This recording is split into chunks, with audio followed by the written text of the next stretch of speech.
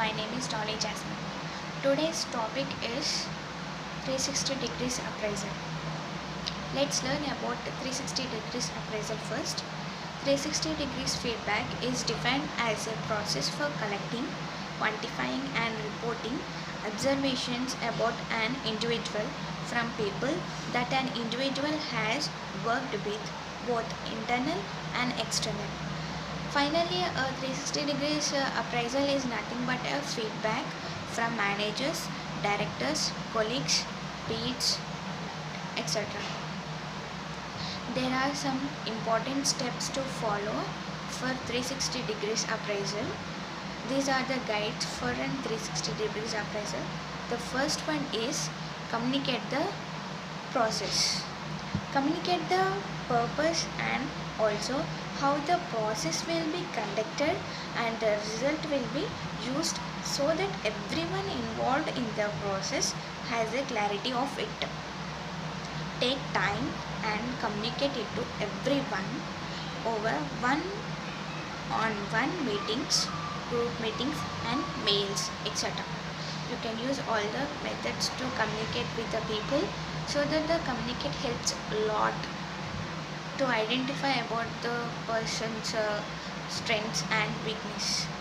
The second point is rating selection. Rating selection is one of the most important process of 360 degrees feedback as several people are involved in it.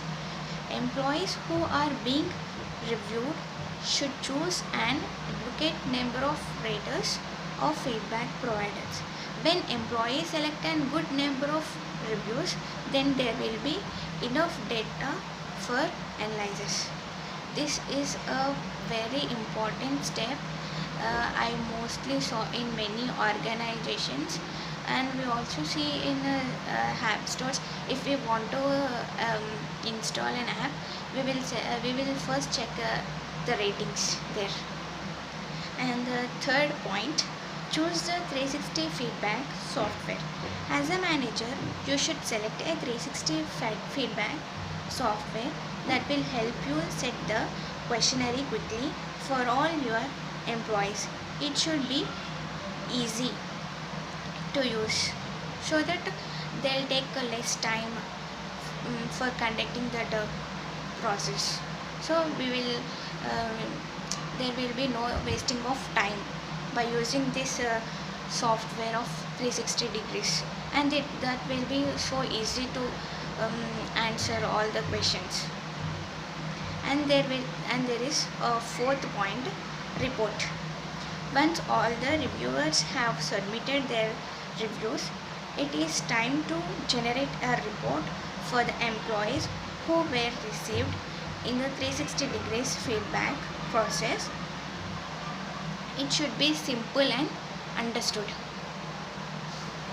The report which HR will give the employee, the organization will depend on that, so that the report should be easy and understood.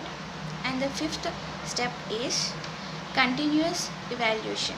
Having a continuous evaluation helps in re-evaluating the employee from time to time and how they have improved from their previous 360 degrees review process. So for once a year or twice, the continuous evaluation process of 360 degrees should be continued so that the employee can develop themselves and they give the best part of their strengths to the organization.